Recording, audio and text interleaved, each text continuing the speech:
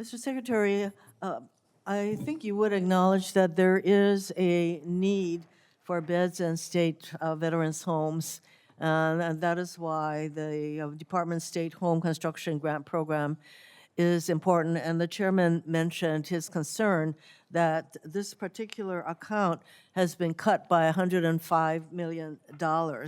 So the state of Hawaii secured a location on Maui for for increasing the number of beds, and they obtained the required match. But because of these cuts, they're sort of now in the back of the line possibly. So my question is, how many projects are currently in the backlog for state home grants where the state has met their fund matching requirements? Senator, I'd have to get back with you an exact number. I'm not going to guesstimate at that number. I agree with you. This is a priority for us. It's just one that we're having to work through, and we hope that as we go through the appropriations process, we'll see that reflected. We think we can fulfill what we have right now through the budget we have. Now, you requested at 171 million, which only takes care of maybe 3 of these projects out of a total of 89 in the queue. So there's a growing gap, and the fact that this account is over 100 million less than last year's, if it is a priority, I would request that you take a look at this line and beef it up.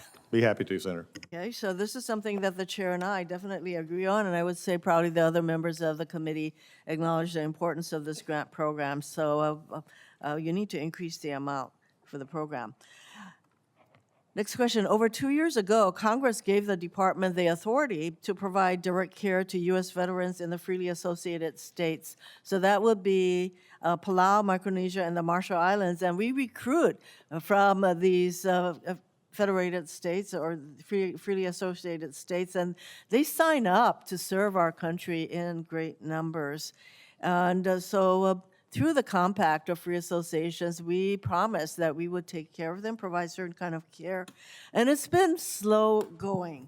But my understanding is that things are getting better, and that the VA is on its way to providing the care that we promised to these veterans in these island nations. So will you commit to working with Congress and the Department of State and Interior? I mean, that's one of the reasons that, you have to coordinate with 3 different departments to get this done. But will you commit to working with the Department of State and Interior and obviously Congress to ensure that VA provisions in the compacts are fully implemented in line with congressional intent? We definitely are going to be doing that. And Senator, let me just let you know, over the next few weeks, there's actually going to be several meetings with not only the Interior, State, and the committees of jurisdiction, but also VA, plus also the SVAC committees and HVAC committees, but also appropriations committees, to determine the best way forward and how we can provide it. VA is not a stop to this. We have 147 known service-related veterans in these freely associated. We've identified about 47 more.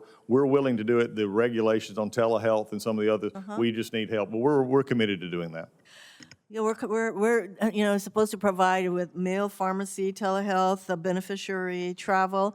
I mean, they're not asking for that much, so but we should do better. And also, as we're looking at how much all of this is going to cost, I would request that the department pay close attention to the actual cost as opposed to the kind of figures that we have been getting as to what it would cost to provide the veterans in the compact nations the care we promised them.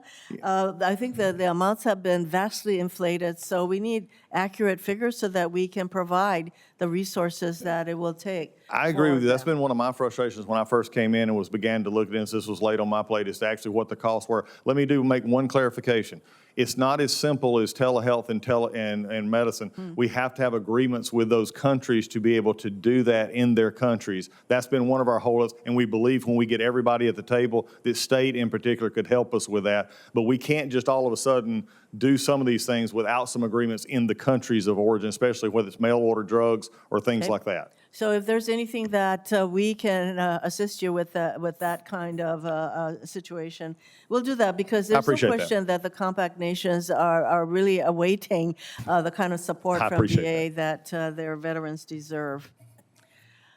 I appreciate that. I think anything that we work together on here will be beneficial. One last question. Hawaii has several critical contracts that have been working their way through VA's historically lengthy and frankly onerous processes for many months. And Are you tracking the impact of staffing reductions and capping, how these kinds of changes are impacting the department's ability to turn around these contracts with outside vendors?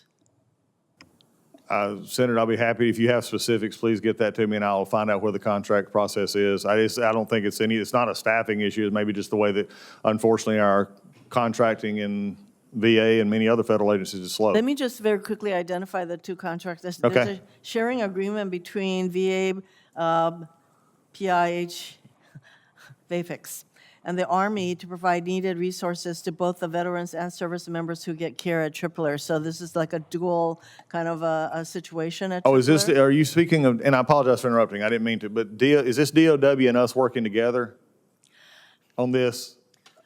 Apparently, well, look. I get this all can the get with time. you Believe that me, there's this- an issue here. Yeah, this is a But we are contract- committed to this. There's a problem, and I'm going to bring up something that you didn't ask for, but I'm going to bring it up anyway. DHA has an issue right now, the Defense Health Agency, and how they've restructured themselves, and they're actually having to depend on us for some of what they're having to do. We're working those things out. There's issues because of also system-related issues on how we talk to each other, but also on how reimbursement's made. We've made some great strides there, and we're going to continue to do so. And I was there in Hawaii and talked about this issue in particular. Okay.